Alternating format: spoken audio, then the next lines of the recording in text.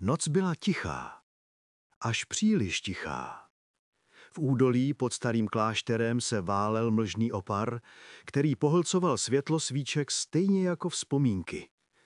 Lidé z okolních vesnic říkali, že když se mlha zvedne příliš brzy po západu slunce, znamená to jediné, že se blíží ohnivý mnich.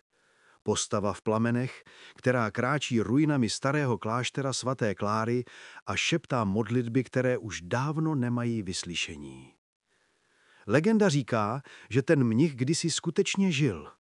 Jmenoval se bratr Konrád. Byl to učený muž, písař a kazatel, který celý život zasvětil Bohu a knihám.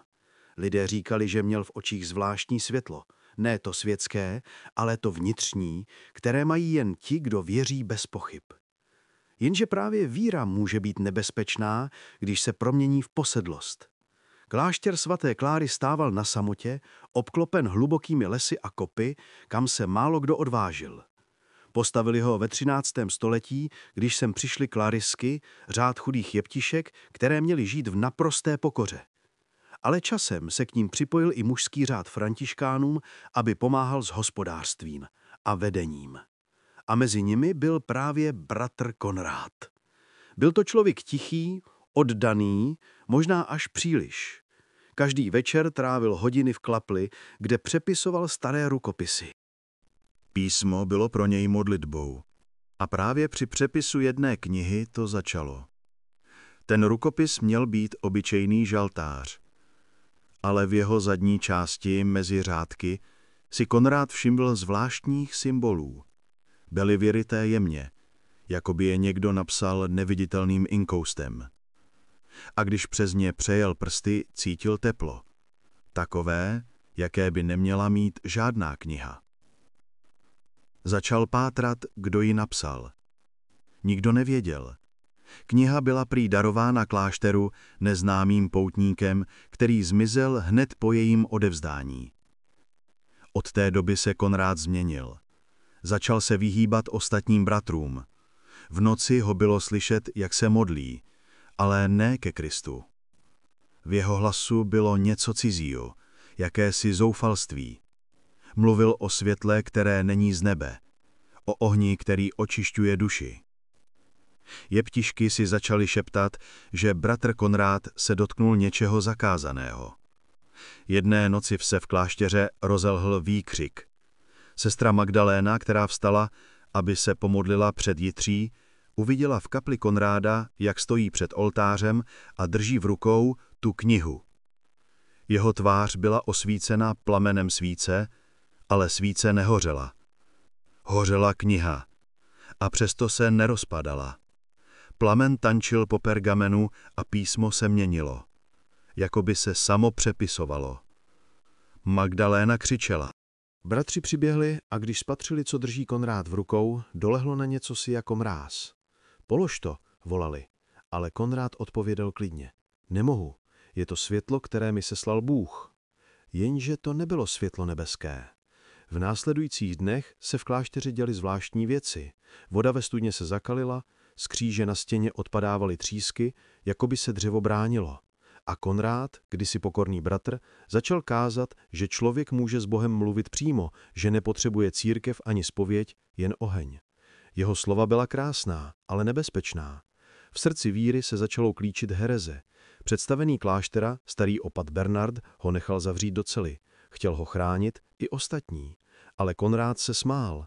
Říkal, že se brzy očistí ohněm, který spaluje hřích i tělo. A pak jedné noci oheň skutečně přišel. Z cely vyšlehly plameny, dřevo praskalo a bratři se snažili dveře rozbít. Ale když se jim to podařilo, našli Konráda, jak klečí uprostřed ohně, s rukama vzvednutými k nebi a modlí se, jenže to oheň ho nespaloval. Jeho roucho hořelo, ale tělo zůstávalo celé. Až po chvíli se zhroutil.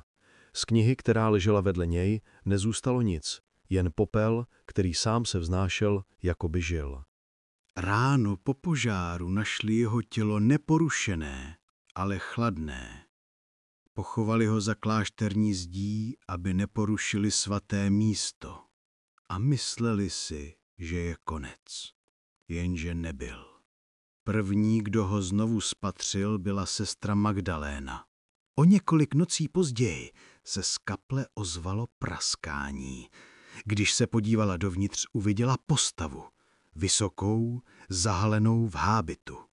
Zpočátku si myslela, že je to jeden z bratří, kteří opravují spáleniště, ale pak si všimla, že kolem té postavy plápolá světlo. Oheň, tichý, bez kouře. Stál u oltáře a šeptal modlitbu. Slova zněla jako latinská, ale nerozuměla jim. Když se přiblížila, zvedl hlavu a jeho oči zářily jako rozžhavené uhlíky. Magdaléno, řekl, spása přichází v plameni. A zmizel. Od té doby se klášter změnil. Bratři i sestry, kteří zůstali, začali slyšet kroky v noci, modlitby v prázdných chodbách a nikdy i pláč. Svíce se sami zapalovaly, dveře se otevíraly, když se někdo modlil příliš nahlas. Lidé z okolí se klášteru začali vyhýbat. Říkali, že Konrád nebyl spálen, ale že jeho duše stále hoří, protože si vzal světlo, které nepatřilo člověku. Časem klášter spustl. Mor, války, hlad. Sestry odešly, bratři byli rozptýleni. Zbyly jen ruiny. Ale legenda zůstala. A podle místních se ohnivý mnich objevuje dodnes. Staří lidé vyprávějí, že kdo ho spatří, má přesně 3 dny života. Ne proto, že by ho mnich zabil, ale proto, že člověk, který ho uvidí, pozná pravdu o sobě. Oheň prý nespaluje tělo, ale duši. Ukáže ti, co jsi skrýval. A pokud to neuneseš, zhoříš zevnitř. Někteří se ho snažili vyvolat. V 19. století prý do ruin přijela skupina učenců, historiků, kteří chtěli ověřit staré kroniky. Jeden z nich, doktor Stehlík, napsal do deníku, že v noci ucítil teplo, i když venku mrzlo. Ráno ho našli v troskách kaple. Ležel klidně, s výrazem úžasu a kolem něj byly popelavé stopy ve tvaru kříže. Nikdo jiný z výpravy se už do kláštera nevrátil. Dnes z kláštera svaté Kláry zbyly jen zdi zarostlé břečťanem, ale když se přiblížíte po setmění, ucítíte kouř. A někdy v úplňku je prý slyšet zpěv. Ne lidský, ne radostný, zpěv pokání. Místní faráři říkají, že duše bratra Konráda nemůže nalézt klid, dokud někdo znovu nenapíše jeho ztracenou knihu, tu, kterou spálil. Jenže nikdo ji neviděl, nikdo neví, co v ní stálo. Jediný zápis o ní se našel ve staré knihovně. Věta napsaná křivou rukou. Ten, kdo se dotkne světla, musí zhořet, aby osvítil ostatní. Někteří věří, že Konrád chtěl objevit Boha jinak, skrze oheň, který očišťuje, ale neodpouští. Jiní říkají, že se stal nástrojem temných sil, ale možná byl jen člověk, který chtěl pochopit to, co je člověku zakázáno. Pravdu, která se nečte, ale pálí. A tak jeho příběh přežívá. V ruinách, v praskání dřeva, v šepotu větru. Když stojíte v klášteře a ucítíte teplo, není to vždy jen vítr. Možná je to jeho dech. A možná se právě modlí. Za nás, za vás, za všechny, kdo hledají světlo tam, kde je jen plamen. Protože někdy se spása neuchrývá v modlitbě, někdy přichází s ohněm.